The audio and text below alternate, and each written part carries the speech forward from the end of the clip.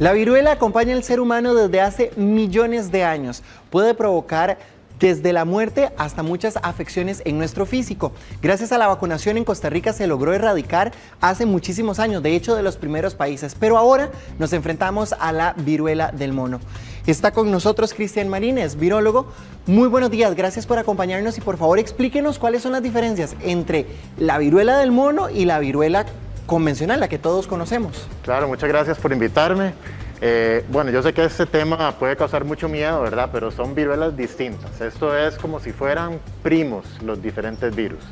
Entonces, la viruela que conocemos, que fue erradicada en los años 80, es un virus realmente peligroso. O sea, causa muerte en un 30% de las personas y causó muchísimas muertes, 300 millones de muertes solo en el siglo XX por sí sola. La viruela del mono es distinta, no causa una enfermedad tan severa. En efecto, de los 1000 casos que hemos visto en estos últimos meses alrededor del mundo, no ha habido ninguna muerte. Pero sí puede causar estas lesiones que no son para nada cómodas, una enfermedad que no es para nada bonita y puede dejar estas cicatrices. Entonces son distintos, pero también es algo que nadie quiere tener que pasar por esto, ¿verdad? Ahora, don Cristian, muchos tienen miedo de que se propague, ¿verdad? Como en su momento se hablaba del COVID, pero ¿cómo se transmite la viruela del mono? Sí, esto no es como COVID, ¿verdad? El COVID se puede transmitir a través del aire, a distancias un poco largas, ¿verdad? Especialmente en espacios cerrados. Esta enfermedad se transmite con más dificultad. Entonces se transmite primariamente por contacto piel contra piel. O sea, si yo te doy la mano, digamos.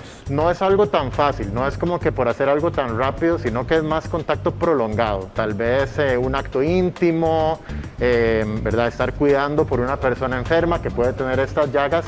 Estas erupciones que salen se llenan de un pus y ese pus contiene virus. Entonces, si se estallan, pueden transmitir el virus a otra persona y el virus entra por una heridita en la piel, por las mucosas, en las membranas mucosas. Por ejemplo, también puede entrar en aerosoles o por gotas que pueden salir de la boca, como COVID, pero no tan fácilmente. Entonces, no se esparce a la misma velocidad y no va a ser el mismo riesgo que tenemos con COVID. Ahora, en caso de que alguien llegara infectado con la viruela del mono al país, ¿qué tendría que pasar para que el virus se propague? Pues, de nuevo, la transmisión no es tan fácil como COVID, ¿verdad? No es algo que ocurre en personas asintomáticas. Entonces, vamos a ver que las personas que están infectadas van a tener estas llagas en el cuerpo. Entonces, es algo más notable. Además, tiene un periodo de incubación más largo, de entre 5 a 21 días. Entonces, si sabemos que alguien ha estado en contacto con un caso que puede ser positivo, lo que hay que hacer es aislar a esa gente, monitorear que esa gente no empiece a desarrollar síntomas, ¿verdad? Fiebre, malestar y después estas erupciones en la piel. Entonces es mucho más fácil de poder contenerlo. Por lo menos hasta ahora no hay indicios de que el virus haya cambiado su forma de transmitirse, ni que sea más contagioso que otras versiones. Entonces yo creo que va a ser mucho más fácil contenerlo. No creo que sea algo que si llegara al país va a estallar, ¿verdad? Rapidísimo. Sí, esto no va a ser como lo ha sido con COVID. Ahora, don Cristian, ¿cómo sería la afección de la viruela del mono específicamente en adultos, en niños y en adultos mayores? Pues este virus tiende a afectar de forma más fuerte a los niños y a las personas con deficiencias inmunes. Esas son las personas que están en mayor riesgo. Pero claro, ¿verdad? Si llega a contagiar a mucha gente, pues empezaremos a ver otras poblaciones que pueden ser más vulnerables. Sin embargo, como digo, ¿verdad? Son ahorita pocos casos en el mundo. Sí es algo inusual porque son muchos más casos de lo que se ve normalmente, ¿verdad? Acordémonos que este virus no es un virus nuevo. Es un virus que desde 1958 se descubrió en monos, por eso se llama viruela de mono, pero ellos no son los animales que lo cargan, sino que son los roedores más bien que pueden transmitirlo. Entonces, durante décadas se ha transmitido en seres humanos. El primer caso en humanos fue en 1970 y se transmite normalmente en regiones de África, como en Congo, en Nigeria. Y entonces, siempre se está transmitiendo en estas áreas de forma endémica. La diferencia es que ahora está en otros países del mundo donde normalmente no lo vemos. Ahora, don Cristian, desde los años 70 muchos dicen que no estamos protegidos, que no estamos vacunados. Muchos hablan de hacer campañas de vacunación, de ver cómo nos protegemos. ¿Cuál sería su criterio con respecto a estos comentarios que se han generado? Bueno, una cosa con este virus, siendo que es un virus que no es nuevo, él está en la misma familia con la viruela. Entonces, la vacuna contra la viruela, con la cual se erradicó la viruela en 1980, funciona contra este virus y puede prevenir 85% de las infecciones. Entonces, si uno ya tiene esa vacuna, que lo tendría una población de los 50 años más o menos que se vacunaron antes de que se detuviera esa campaña de vacunación, ellos deberían estar protegidos contra este virus. Yo no creo que sea necesario hacer como una campaña masiva de vacunación, ni además no hay suficientes vacunas en el mundo disponibles, aunque sí hay millones de dosis que han sido guardadas por varios países. Pero más bien esto se puede tratar de otra manera, ¿verdad? Como tenemos un chance entre cuando la persona se infecta y hay varios días entre ese tiempo y que desarrolle los síntomas, se puede hacer lo que se llama una vacunación de anillo, que es básicamente, tenemos una persona infectada, podemos proteger vacunando a las personas a su alrededor y eso va a detener que ellas se infecten y que puedan propagar el virus a otra gente. Entonces, haciendo eso, se hace como un anillo protector, ¿verdad? Y se puede detener de esa manera. Hay países como Canadá que ya están tomando estas iniciativas alrededor de sus casos, pero en otros casos simplemente se espera a ver si de verdad se ha propagado alrededor de esos contactos y se puede tratar de contener con aislamiento. Don Cristian, una persona que ya tenga la viruela del mono en su organismo, ¿verdad? Que ya tenga el sarpullido, por ejemplo, ¿cómo se trata esta enfermedad una vez que evidentemente ya la tiene una persona? Bueno, tenemos varios antivirales que fueron desarrollados para viruela que han demostrado en modelos de animales que tienen efectividad contra viruela del mono. Entonces, en algunos lugares los están tratando de utilizar ahorita para comprobar que de verdad funcionen bien en seres humanos.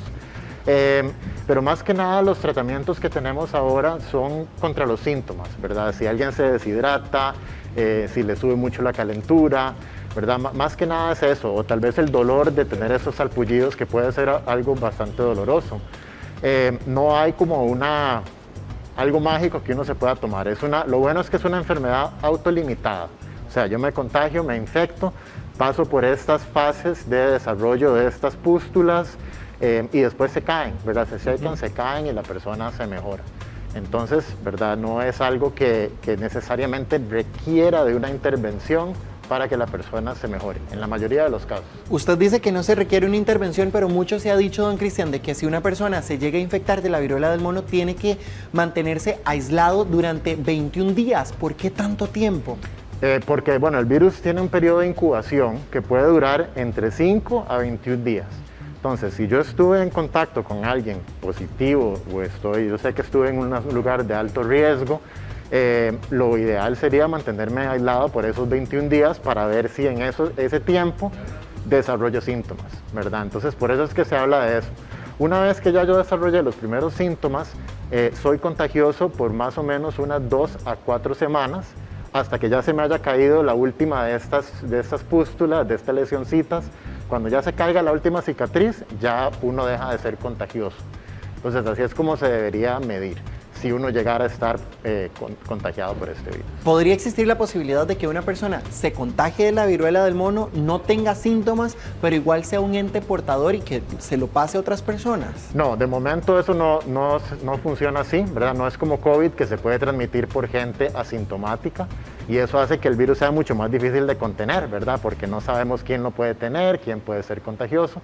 En este caso es mucho más notable quiénes están contagiados, y quienes están transmitiendo, porque van a tener estas pústulas sobre la piel. Entonces, lo ideal sería, si usted cree que ha estado en alguna exposición de riesgo por alguien positivo, que creo que no va a ser el caso en la mayoría de nuestro país por el momento, si desarrolla algún tipo de salpullido en alguna parte del cuerpo, en este momento se está viendo mucho en el área anogenital. Si desarrolla un salpullido ahí, pues entonces tal vez valga la pena avisar y ¿verdad? Estar anuente de que podría ser eso.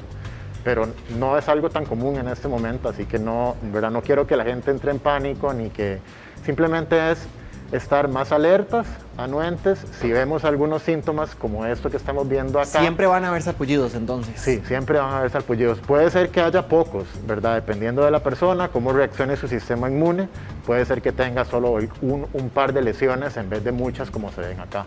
Ahora, una vez que una persona se contagia, de esos 5 a 21 días que usted mencionaba anteriormente, ¿cuánto tiempo después de su contagio empiezan a salir los sarpullidos?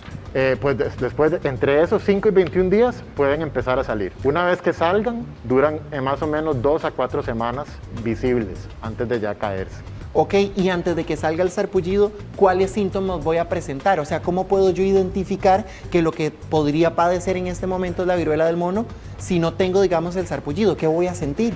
Pues cuesta mucho definirlo porque los síntomas son como los de un resfriado, ¿verdad? Igual calentura, dolor de cabeza, dolor corporal, ese tipo de síntomas que sentimos cuando tenemos gripe o cuando podríamos tener COVID. Entonces, en este momento, si uno tiene esos síntomas, no puede decirlo. Pero sí pueden salir estos, bueno, sí, aquí tenemos la lista de lo que puede salir. Los síntomas que podemos tener, ¿verdad? Son muy típicos de cualquier resfriado. Hasta que veamos en realidad las lesiones, va a costar mucho poder identificarlo, correcto. Entonces, doctor, por ejemplo, si alguien presentara esos síntomas de resfrío y por casualidad estuvo en contacto con una persona que portaba la viruela del mono, ¿qué debe de hacer en ese momento?